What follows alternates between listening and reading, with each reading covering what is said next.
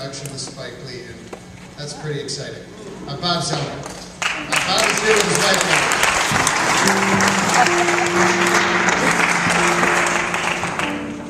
Thank you, Father Kyler.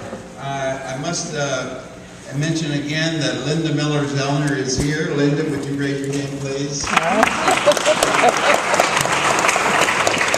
I'm trying to learn from Bernard about that. He was so sweet about that. I think we could get in trouble if we don't.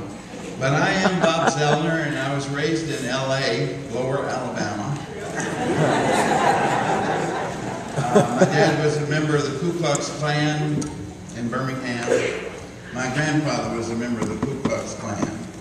I was raised in a fundamentalist Christian home, and with my dad in the Klan, and later in the fundamentalist movement. I was a product of fundamentalist terrorists right here in terra firma, America.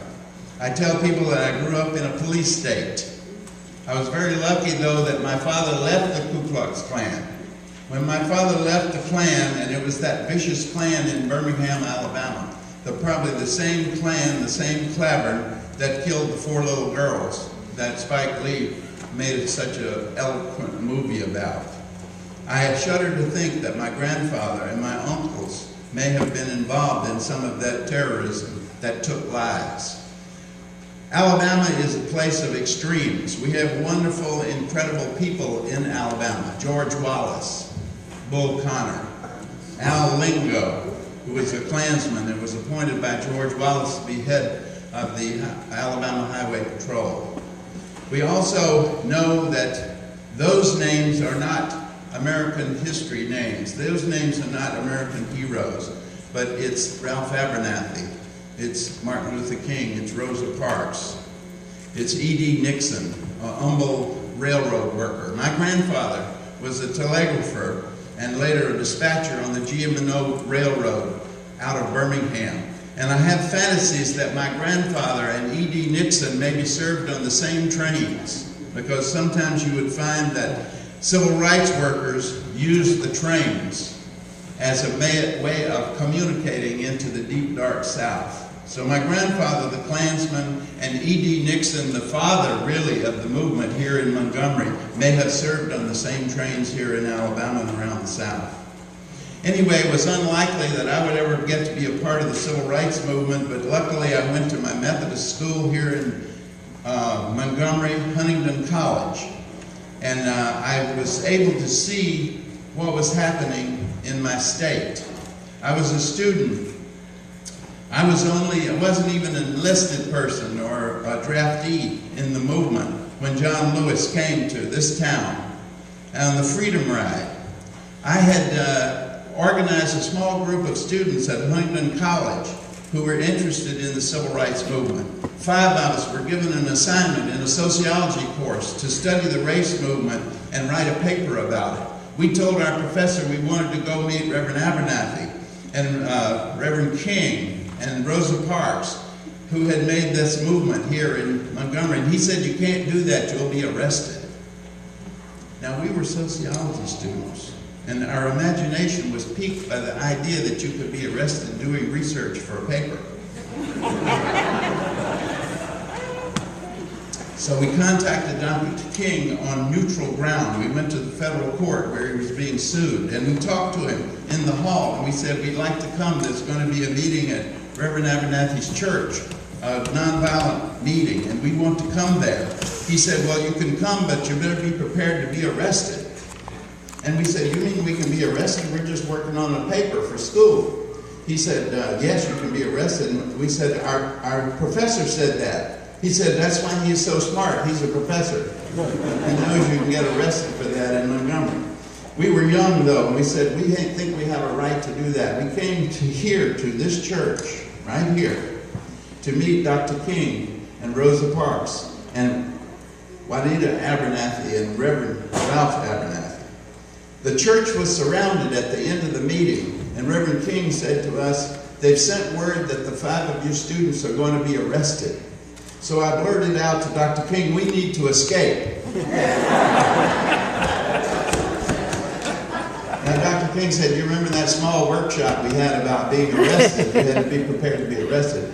We said, well, we thought that you and a professor might be exaggerating that. He said, no.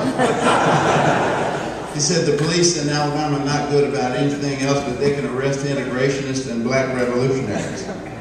So Dr. King said, well, we'll see what we can do. And I said, well, we need to try to escape because we don't want to get our parents in trouble. We don't want to get our school in trouble.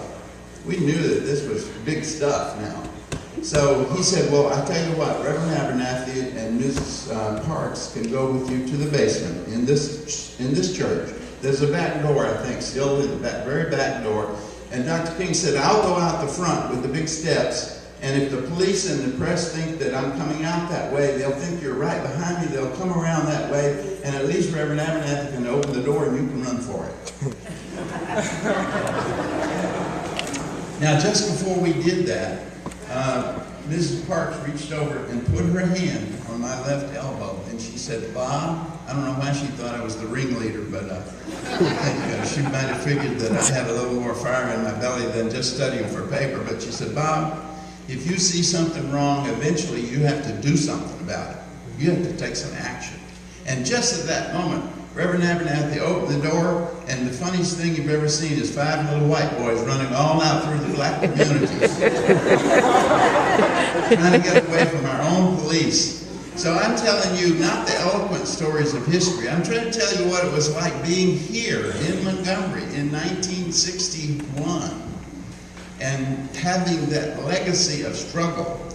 Now, when we got back to campus, the whole administration met us. The police had all of our names. We were asked to leave school, 5 of us. We had to leave school because we had broken the segregation law. The Klan burnt crosses around the dormitory. Can you believe? On campus.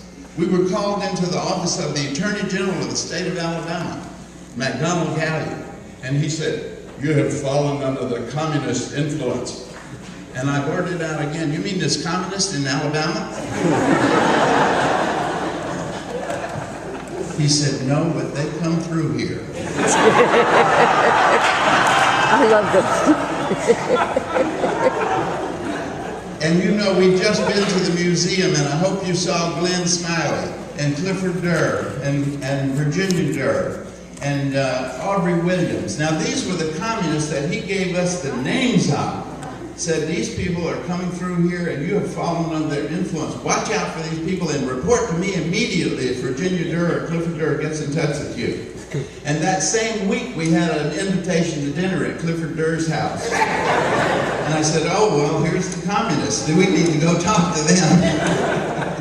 But anyway, this was a situation where you really had to take your life in your hands. When the Klan burnt crosses around the dormitory, they had a march down from the campus, 38-foot cross. And you know who it was led by? Sonny Kyle Livingston, who was an important Klansman here in this town. Now there's a bail bonds place right over there that says Livingston's Bail Bond Place. And I wonder if that might be Sonny Kyle or his daddy. They may still be flourishing here in Montgomery. So we still have both these currents going on. I'm finishing up by telling you when John came, I had, on the Freedom Ride, I organized a few students to come down. The bus got there so soon, John, that you guys were already being beaten when we arrived at the bus station. And blood was all over the street. There were broken cameras in the streets. They had hauled most of you off by that time. And I remember seeing, and this is a mute testimony to the power of hate in Alabama. There was a piece of plywood right by the bus station. Clifford and Virginia Durr's office was right across the street from the bus station, and I was trying to get there to find out what was happening. And I saw this piece of plywood, and there were bricks sticking in that piece of plywood that had been thrown with such force at the Freedom Riders that they pierced a piece of plywood and stuck in there. And I know that you, the strongest person here, the youngest, strongest person, can't pick up a brick and make it stick in a piece of plywood. But if you're an angry mob wanting to kill John Lewis and Jim Zwerg, who was right there, and there's Clifford and Virginia Durr right there. I mean, the fact that they were outlaws in this community, and now They are honored. It's an amazing thing. It's a wonderful thing. And this pilgrimage personifies what can happen. We have to tell this to the nation that we can really have reconciliation. Because you know that brotherhood and sisterhood in our nation is not so wild a dream as those who profit by postponing it pretend. Wow.